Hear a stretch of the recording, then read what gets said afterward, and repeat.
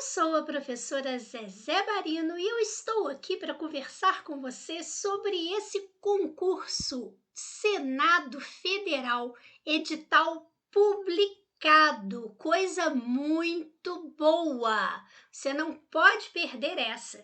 Veja só, nós vamos aqui hoje conversar sobre algumas questões da banca FGV 2022 para você conhecer essa banca e fazer aqui a análise do edital.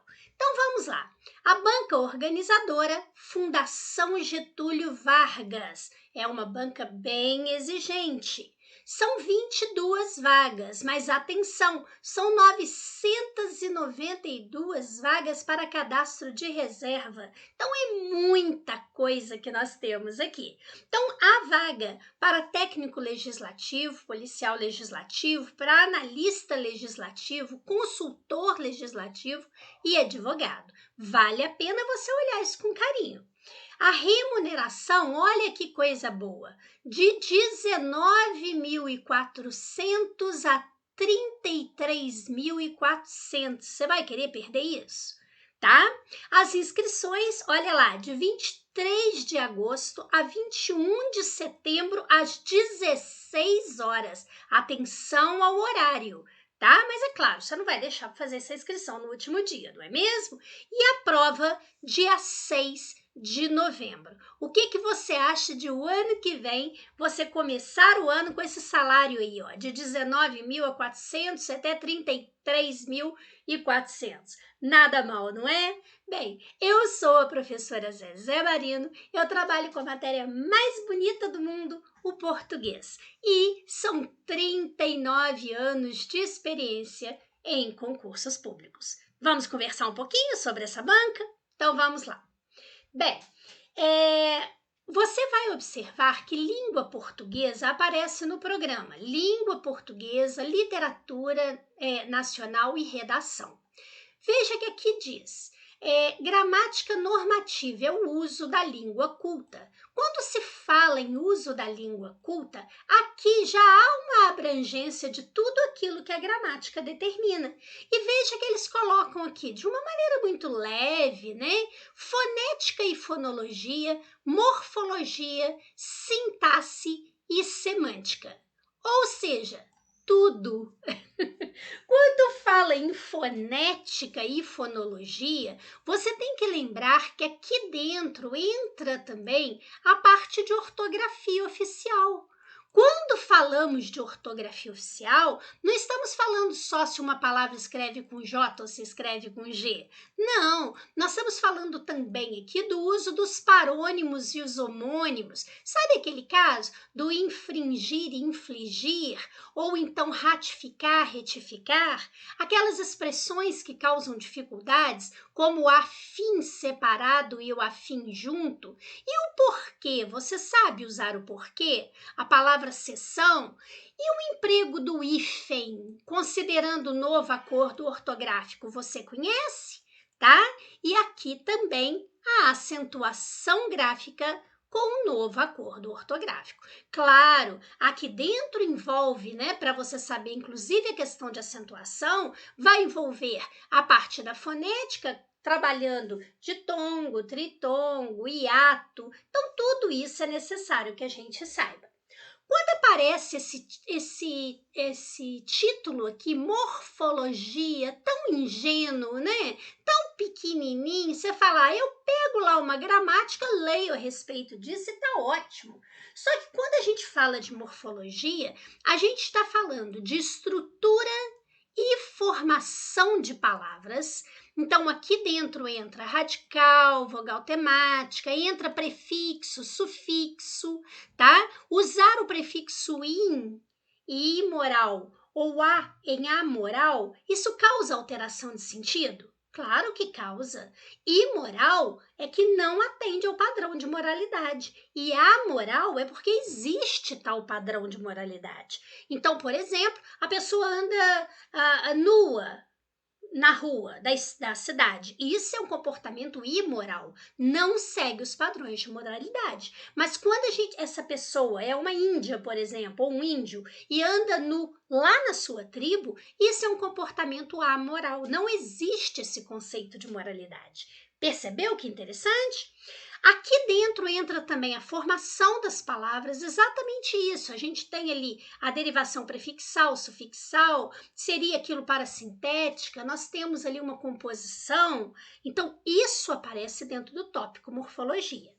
Entram aqui dentro também as classes de palavras. Olha como que esse título lá em cima pega a gente. São 10 classes de palavras. Então, artigo, substantivo, adjetivo, numeral, pronome, verbo, advérbio, preposição, interjeição e conjunção. Tá vendo? Só que não é só você identificar essas classes. O que a FGV gosta? Por exemplo, quando você pega pronome, não é você saber que aquele pronome é um pronome pessoal obliquátono. Então, você, por exemplo, tem o o e o lhe. Quando você usa o e quando você usa lhe? Você usa o pronome pessoal obliquátono antes do verbo, no meio do verbo ou depois do verbo, ou seja, colocação pronominal.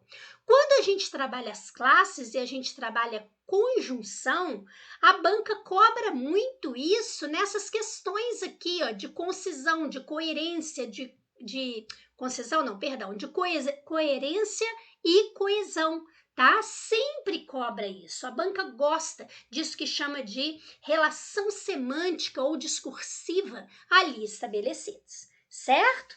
Bem, quando a gente fala em sintaxe, aí já vem as funções sintáticas. Então vem o período simples, e aí você tem sujeito, predicado, objeto, complemento. Você sabe a diferença de um complemento nominal para uma adjunta de nominal? Você sabia que isso é muito fácil de você aprender? É uma dica que você precisa.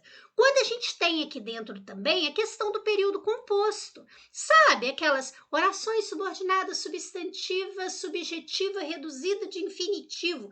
Zezé, isso é impossível da gente saber, impossível nada, tá? Cada oração tem uma dica importante para ela. É assim que a gente tem que estudar, é focar naquilo que importa, tá? Se você pegar uma gramática para estudar, você vai ficar ali trabalhando tudo enquanto é conceito e ali você não vai necessitar disso na hora da prova. Então a gente tem que ter um estudo focado.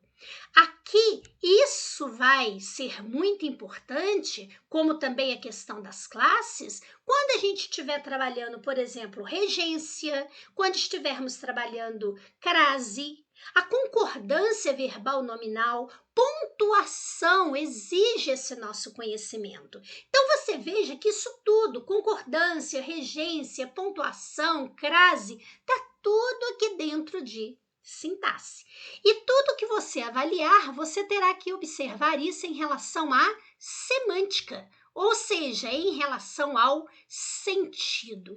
E quando analisamos sentido, temos que analisá-lo com base no contexto. O que é um contexto? É a situação na qual se insere o elemento. Veja aqui dentro agora um ponto muito importante. Nós temos aqui falando a respeito de literatura, texto literário, gêneros literários, principais movimentos literários. A FGV, ela para você ter uma ideia, tem duas questões envolvendo isso. Não existe aí um hábito da banca cobrar literatura. Então, esse material a gente apresenta para você aqui com um resumo, um PDF que é muito importante para você poder estudar esse aspecto. Agora, a parte de gêneros textuais, tipos textuais, você, por exemplo, sabe a diferença de um texto expositivo para um argumentativo, olhando esse texto?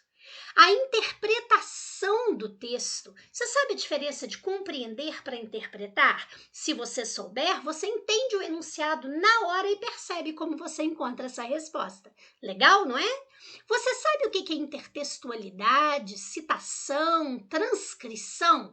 Bem, para você trabalhar essa questão da compreensão, da interpretação, intertextualidade, citações, transcrições, você não vai buscar isso numa gramática.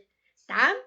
Bem, temos aqui também a questão da redação oficial. Aqui sim nós temos questões sobre redação oficial, conforme o manual de redação oficial da Presidência da República. Lembrando a edição desse manual, nós temos que estudar em material atualizado, exatamente porque houve alteração.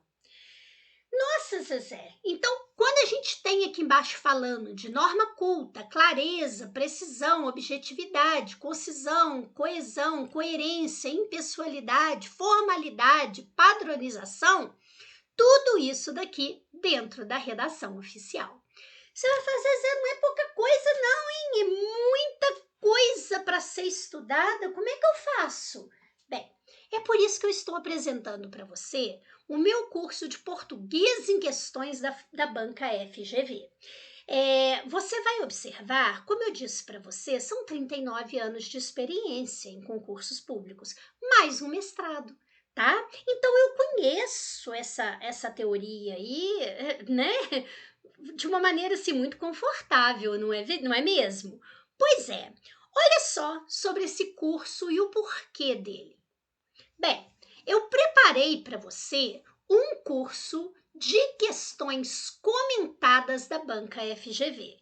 Eu tenho aí a resolução de 100 questões de português da banca, não é de qualquer banca, é especificamente da banca FGV, e nesses exercícios, nessas questões, eu vou explicando o conteúdo que você necessita. Ou seja, a gente faz um estudo bem focado para o concurso do Senado Federal. Em vez de você pegar a gramática e ficar lendo a gramática inteira, vamos direto àquilo que a banca gosta de cobrar. E vamos aprender isso de uma maneira mais leve, mais tranquila. O concurso não está tão longe assim. Então, a gente tem que ter um estudo focado, certo?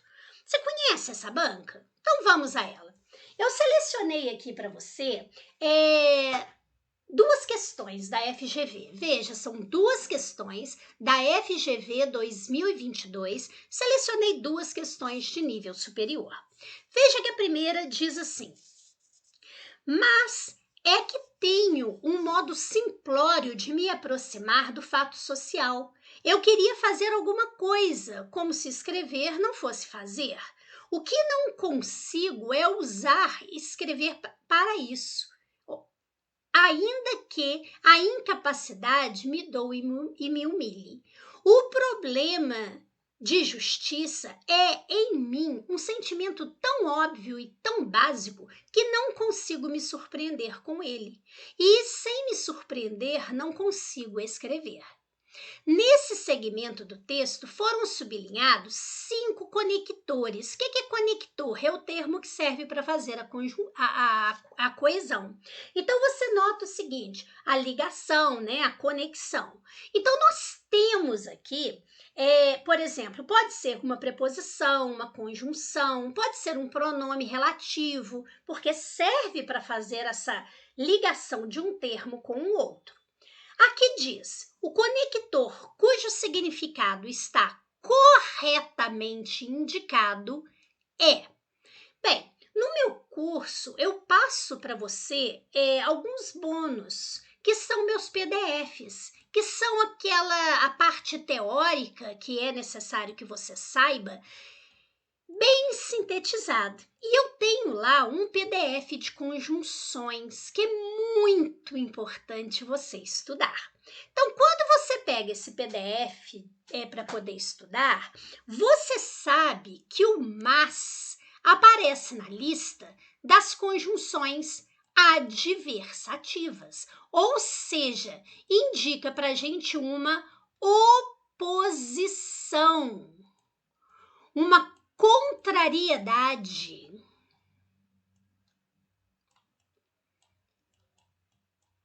um antagonismo ou contraste.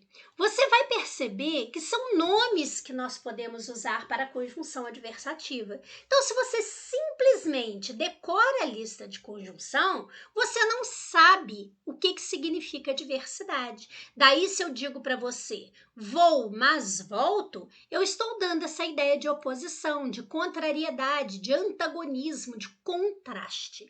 Então, aqui, ao usar o mas, poderia aparecer escrito ou adversidade, ou oposição, ou contraste, ou antagonismo, ou contrariedade, ou um outro sinônimo disso, coisa que conclusão não é. Então, é claro que o mas não indica conclusão. Está errado esse daí. Atenção que esse é o mas, diferente de mais com i. Mais com i é para dar uma ideia de adição, quando você soma dois aspectos. Logo em seguida, aparece o como e fala assim, ó, eu queria fazer alguma coisa, como se escrever não fosse fazer. O que a gente observa aqui? Neste caso, está dizendo para a gente que, falando como se escrever não fosse fazer. Então, neste caso aqui, o que a gente está observando? É uma ideia exemplificativa que aparece aí. Não é o meio ou instrumento. Se eu utilizasse aqui para você, por exemplo, a forma... eu devo escrever a redação à caneta. Então, a caneta está indicando um meio, está indicando um instrumento. Eu falo assim, eu entreguei o documento por ele, ou seja, ele foi o meio de entrega desse documento. Então o por sempre indica meio e instrumento? Não, tudo que envolve semântica, que envolve sentido, tem que ser analisado com base no contexto. Se eu falar, eu fiz isso por você, tá? Eu montei esse curso por você, então agora eu estou dizendo que foi em consideração a você, não é? Então cada caso é um para ser analisado. E a gente só entende isso na prática, fazendo isso na questão.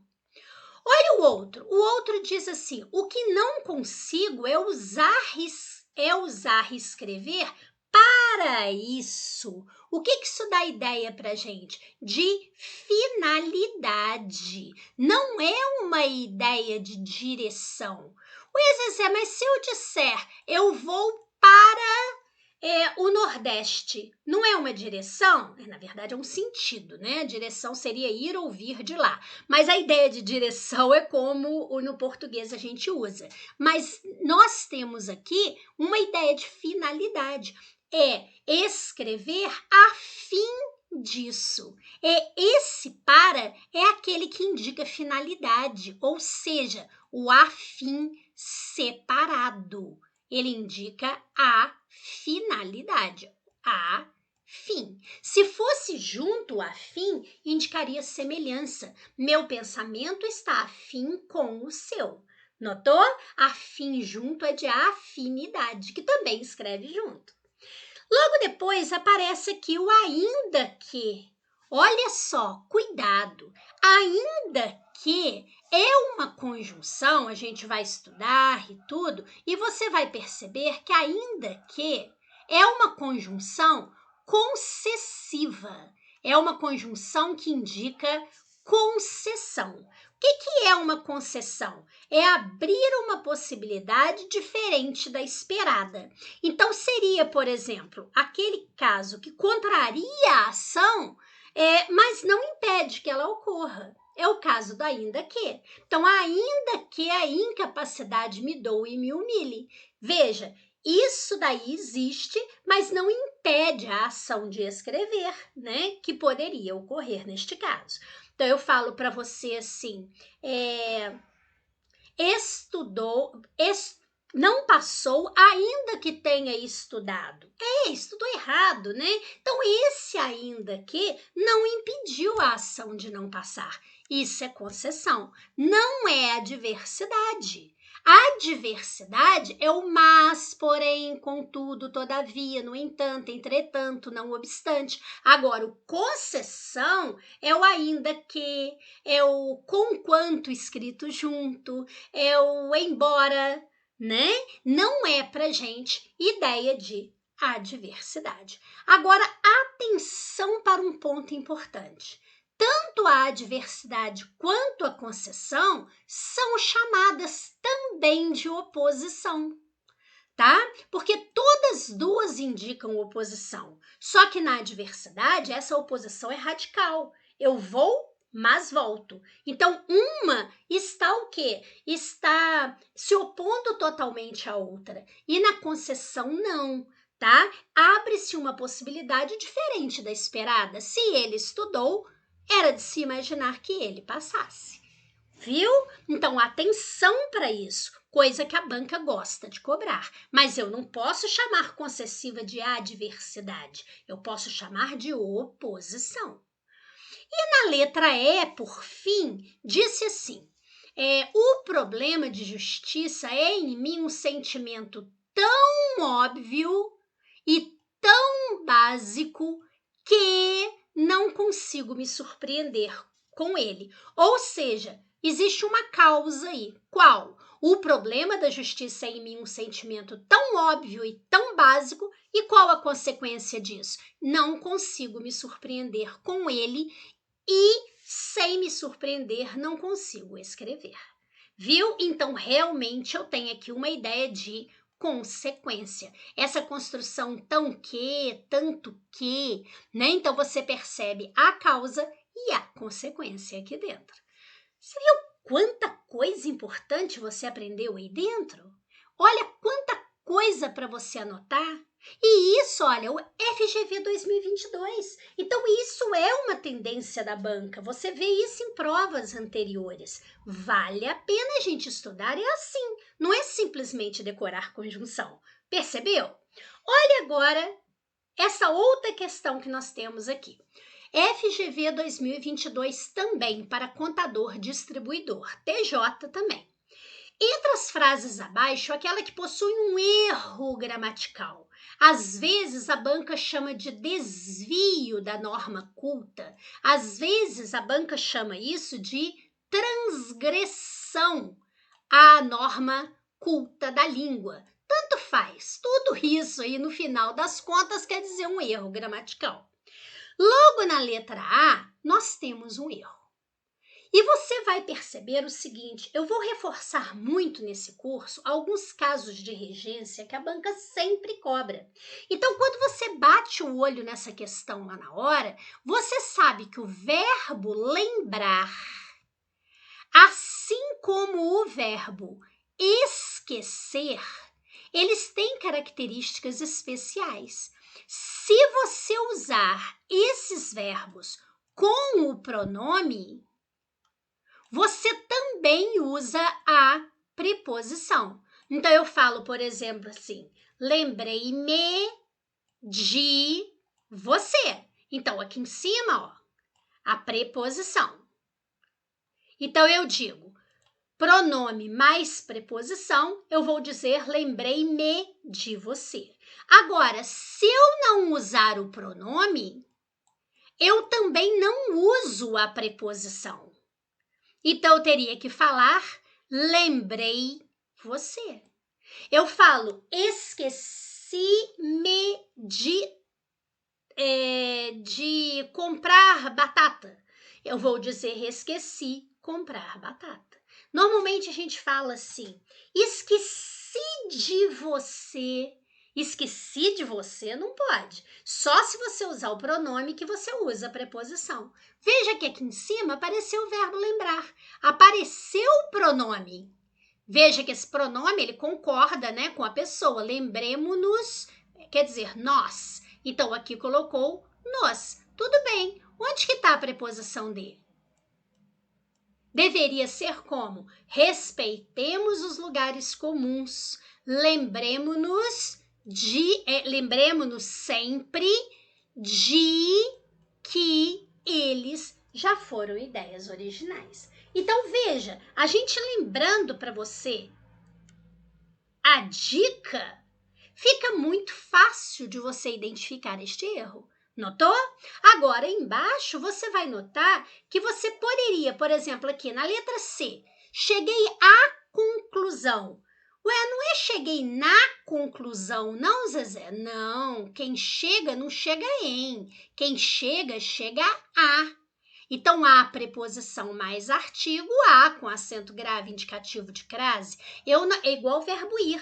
Eu não vou no banheiro, eu vou ao banheiro. Então, são coisas assim que a banca sempre pede. A gente passando para você dicas como essas daí, a gente vai chegar no foco da FGV, certo?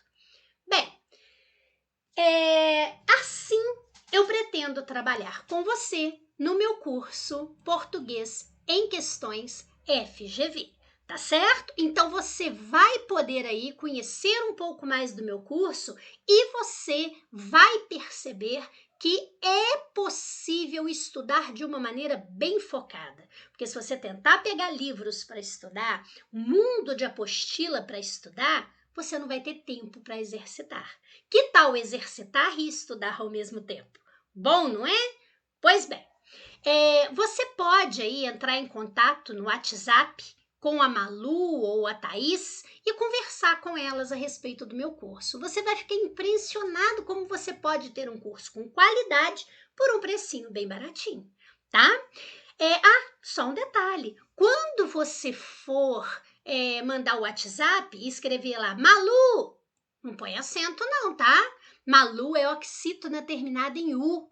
Oxítonas terminadas em U e em I não são acentuados, seguidos ou não de S. Então, Malu, Tatu, Urubu, Dudu, Lulus, tá? Mesmo que tenham S, nós não acentuamos. Ué, Zezé, mas Thaís não seria uma oxítona em I? Mas acontece que aqui, ó, nós temos o I tônico do hiato. O I tônico do hiato é uma regra específica, então acentua sim, tá?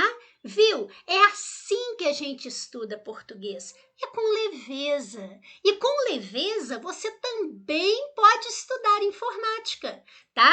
Com o professor Paulo França. É impossível você estudar com o professor Paulo e não fechar uma prova de informática, tá? Tio Paulo é show, pode ter certeza. Estudar português e estudar informática aqui no Paulo França Concursos, pode ter certeza que é simples assim. Muito obrigada, fique com Deus, paz e luz para você.